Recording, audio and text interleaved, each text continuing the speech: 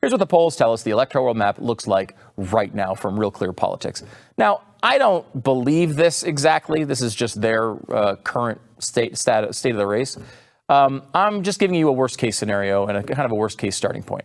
Right now, Biden has 212 solid electoral votes, Trump at 115 solid, with 211 electoral votes undecided.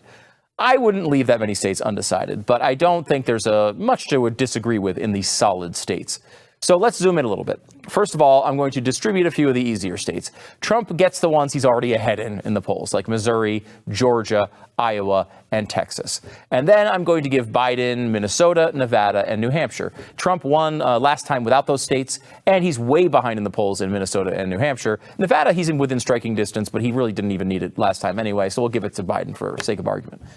This gives us an updated electoral count of Biden 232, Trump 185. We gave him Georgia, too, as compared to that last map. This leaves us with 7 states to talk about: Arizona, Wisconsin, Michigan, Ohio, Florida, Pennsylvania, and North Carolina, all of which Trump won last time, and all of them he is currently trailing. Suboptimal is how I would state that. But it's not the end of the world. Remember, when we're talking about how in 2016, Trump would fall behind after an event and then close the gap. Remember that? Well, 1 year ago today, he was at kind of a low point in his campaign. The Democratic convention had just ended, and the country was basking in the pure energy that was Tim Kaine. Oh, man, do you remember those moments? But we know Trump came back to win all of the states I just listed. So where does he compare to last time? How does this work? In a few of these states, Trump is actually outperforming his 2016 numbers. For example, Wisconsin, perhaps his most surprising win of 2016, he trailed by 5 points, or actually 5.5 in 2016 at this point. Today, he's only behind by 5. In Pennsylvania, he trailed by 8.3 points and won in 2016. Now he only trails by 6. Trump is basically polling the same in Ohio as he was in 2016. He trailed by 1.4 back then, and now he trails by 2.3. But remember, he eventually blew Clinton out there. In Michigan and North Carolina, he's within 4 points of where he was in 2016.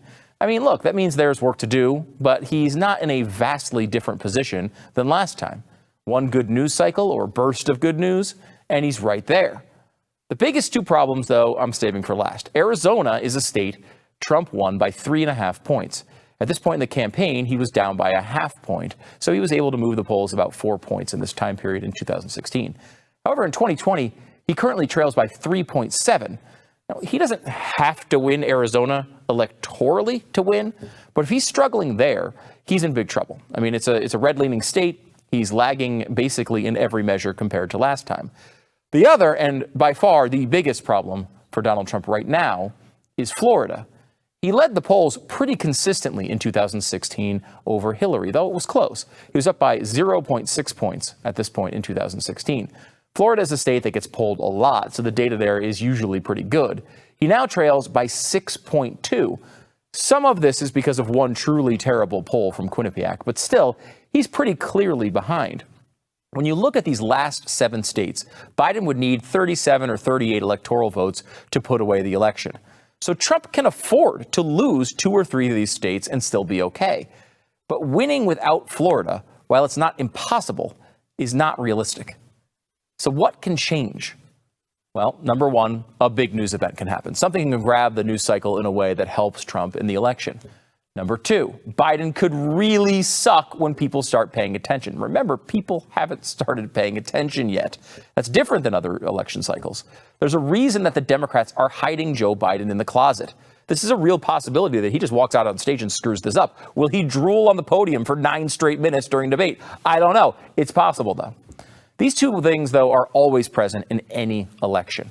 But they're not as common as you think that to turn the tide. I mean, Hillary got the Access Hollywood tape a couple of weeks before the election, and she still lost. You have to account for the possibility of this type of game-changing event when you're kind of wargaming an election. But if it was all the hope for Trump, if this was the only way he could win, I'd believe the 90% loss predictions you see around the internet. What makes this different is number 3, the coronavirus coming under control. Look, there's no coincidence here. The 2 biggest problem states for Trump are Arizona and Florida. That's where we've seen large and recent outbreaks.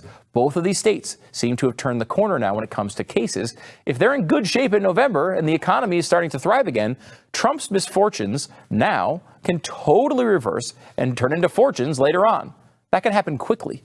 For example, regardless of how you're feeling about COVID vaccines yourself, Trump has led the way, embarking on the most ambitious vaccine development project in the history of the world. If one of these things work and they show up before the election, it's going to be impossible to avoid giving Trump a lot of credit for it, assuming, he doesn't name Jenny McCarthy Secretary of Needles or something right before the announcement. If COVID were to feel like a historical relic, like mostly in the past, largely under control, Trump might still win easily. That's how big a deal this is. Forget what you read on Twitter. You might have the impression that everyone in the country thinks COVID is no big deal and everyone hates masks, but that's not the electorate. There's an opportunity here to win people over, but time is quickly running out. No matter what the media says, Trump is still in the game. He's not too far behind where he was in 2016, and he still holds some control over the biggest thing that could help turn this race around. Sure, the media is going to try to stop him at all costs. Yes, that is true. But this is where Trump thrives, right? The odds are against him, but it's not impossible to overcome them. It's going to be an intense 3 months from here on out. Thank God there's such a thing called alcohol.